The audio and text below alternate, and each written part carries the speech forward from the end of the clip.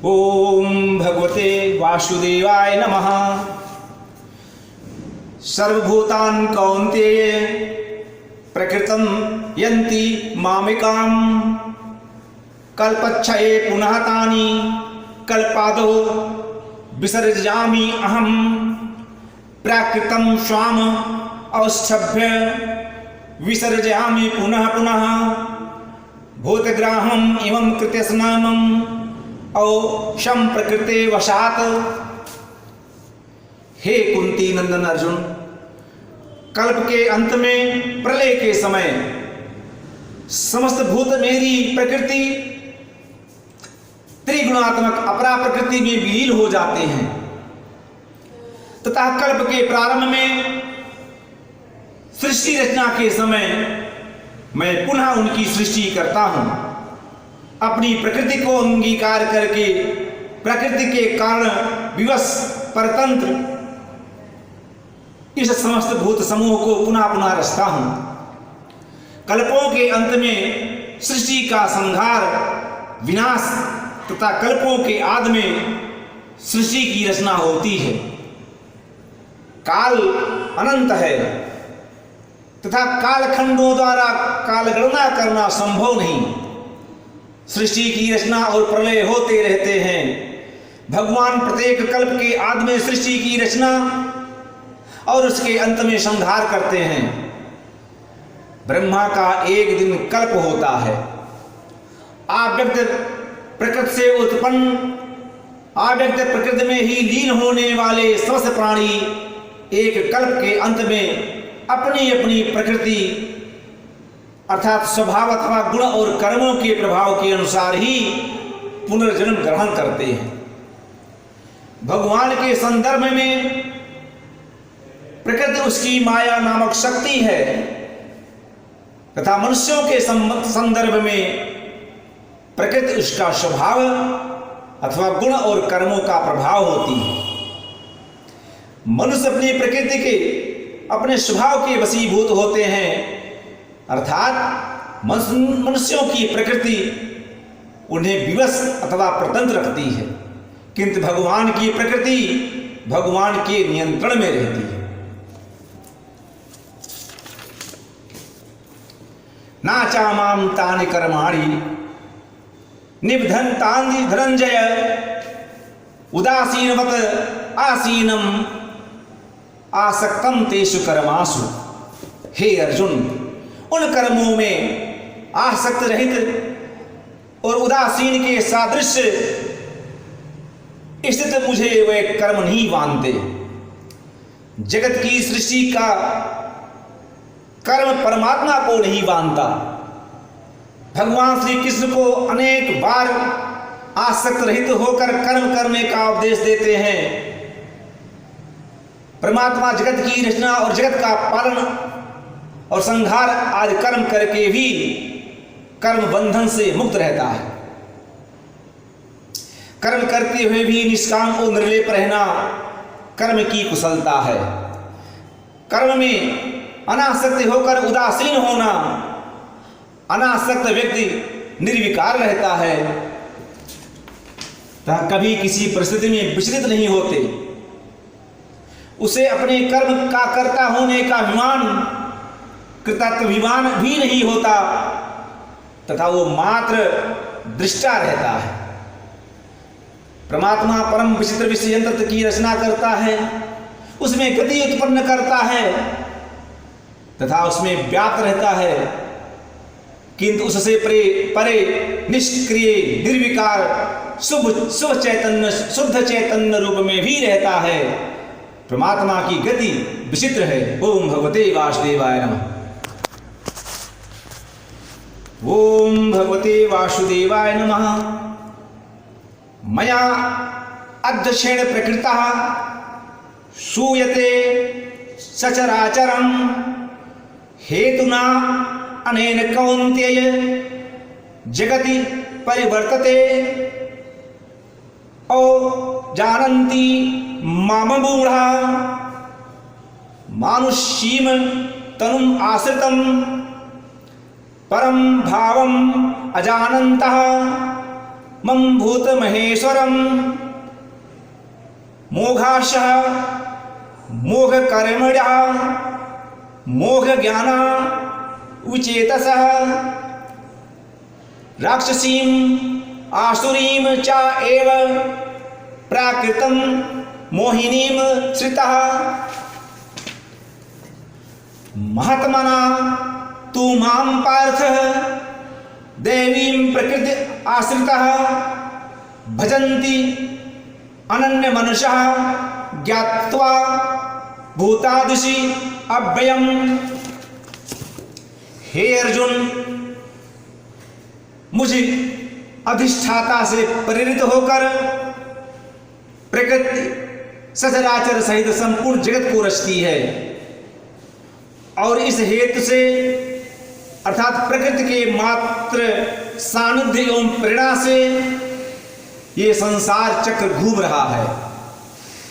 परम भाव को ना जानने वाले मूढ़ लोग मनुष्य का शरीर धारण करने वाले मुझ संपूर्ण भूतों के महान ईश्वर को तुच्छ समझते हैं।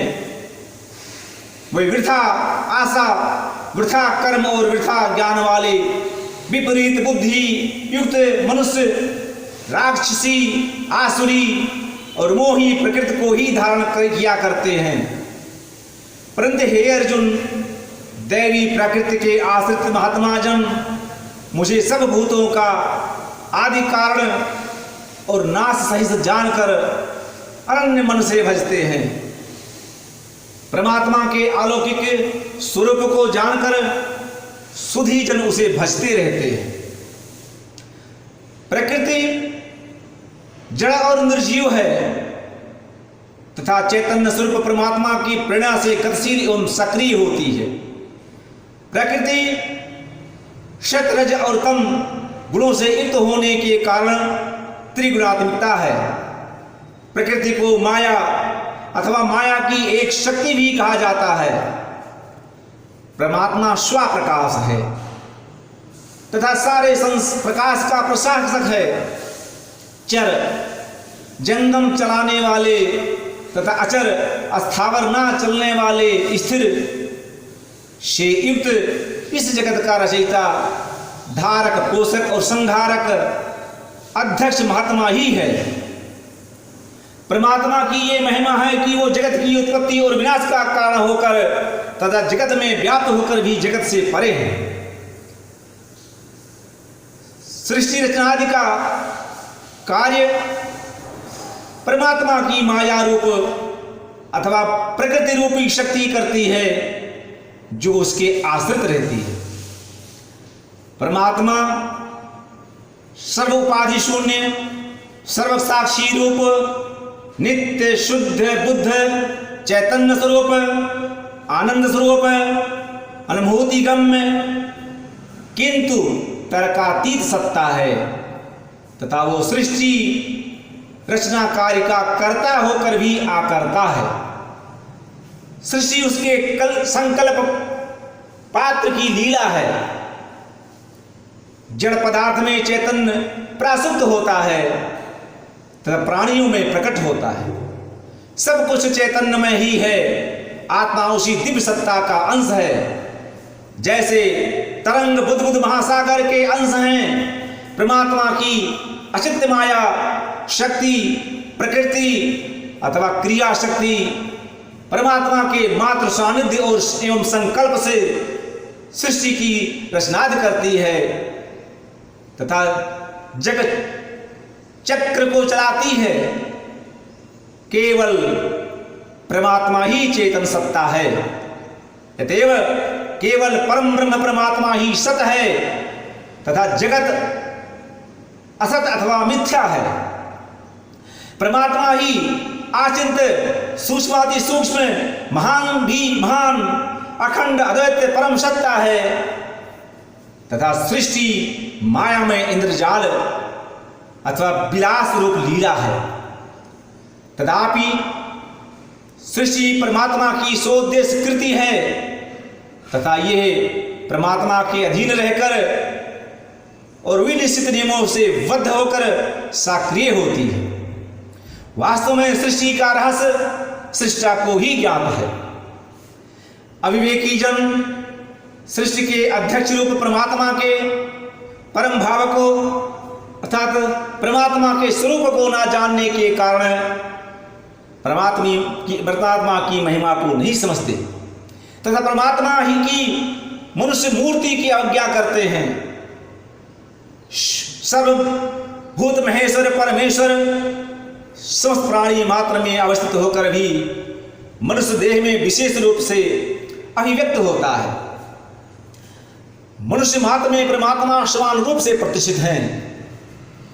जो मनुष्य परमात्मा की महिमा को ना जानकर राक्षसी आसुरी और मोहकारी प्रकृति का आश्रय करते हैं, उनकी आशाएं वृथा हैं, उनके कर्म विफल हैं तथा उनका ज्ञान भी निष्फल ही है। वे मनुष्य जो भगवान के विमुख होकर आचरण करते हैं, विचार और व्यवहार में पतित होकर जीवन में भटक जाते हैं। आध्यात्मिक एवं नैतिक मूल्यों को तिरस्कृत करने वाले मनुष्य मिथ्याचारी, स्वार्थी, दंभी और मोहांध होकर दुख को ही प्राप्त होते हैं। किंतु जो मनुष्य परमात्मा की महिमा को जानकर सात्विक एवं दैवी प्रकृतियों का आश्रय लेते हैं, वे परमात्मा को समस्त भूत समुदाय का आदि कारण और अविनाशी समझकर केवल परमात्मा का ही आश्रय ग्रहण करते हैं।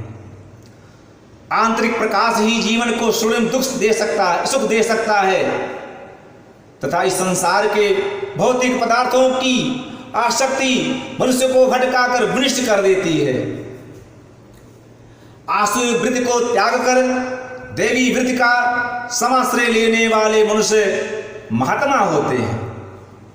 मायाग्रस्त मनुष्य आसुरी प्रवृत्ति को तथा माया युक्त पुरुष देवी प्रकृति को धारण करते हैं। परमात्मा के साथ ज्ञान अथवा भक्ति द्वारा एकात्मता स्थापित करने वाले महात्मा जन का जीवन धन्य होता है।